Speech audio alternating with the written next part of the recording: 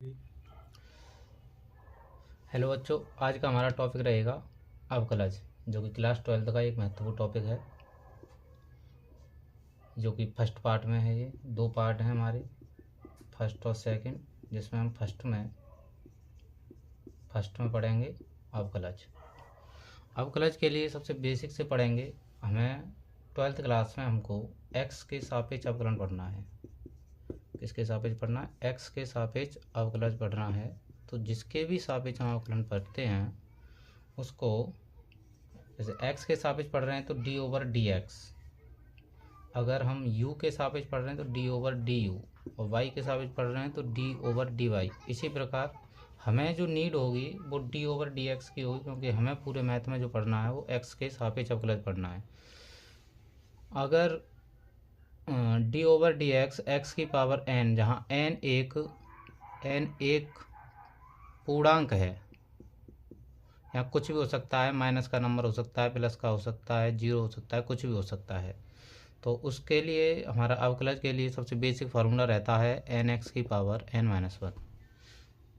इस प्रकार समझ सकते हैं, जैसे कि d/dx है और हमसे x की पावर 5 का अवकलज पूछ रहा है, तो हम इस फार्मूले को लगाएंगे तो n की जगह पर 5x और n की जगह पर फिर से 5 पुट करेंगे, जिससे हमारा 5x4 आंसर आ जाएगा। ये अगर हमारा x की पावर जैसे -3 है तो उसी प्रकार हम n की जगह पर क्या लगाएंगे? -3 लगाएंगे। जहाँ जहाँ n है वहाँ -3 लगाएंगे, और इस प्रकार से हम x की पावर -4, इसको इस प्रकार से भी लिख सकते हैं। ये हमारा अवकलज हो जाएगा।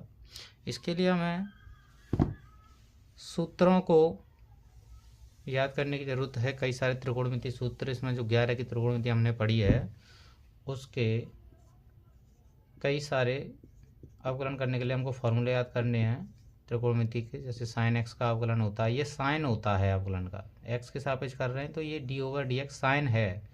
इसको इंग्लिश में डिफरेंशियल पढ़ते हैं, इसलिए d/dx साइन है। तो साइन एक्स का डिफरेंशियल जो होता है वो होता है कॉस एक्स। कॉस एक्स का होता है साइन एक्स। इनके प्रूफ जो है 11th क्लास में है, जो फर्स्ट प्रिंसिपल से होते हैं। तो फर्स्ट प्रिंसिपल के लिए हम फॉर्मूला भी लिख देते हैं, आप करना चाहो उनसे कर लेना क्लास एक बार। लिमिट h टेंड्स टू 0, ये फर्स्ट प्रिंसिपल के लिए फॉर्मूला होता है f(x + h - f(x)/h। जैसे साइन सी वगैरह साइन डी का फॉर्मूला लगकर ये प्रूफ हो जाते हैं कि साइन एक्स का कॉस एक्स होता है, कॉस एक्स का माइनस साइन एक्स होता है, d/dx tan x का sec²x। क्योंकि जब तक हमें ये फार्मूले याद नहीं होंगे हम 12th के मैथ में कुछ नहीं कर सकते। ये cot x का होता है -cosec²x, sec x का होता है sec x इंटू में tan x।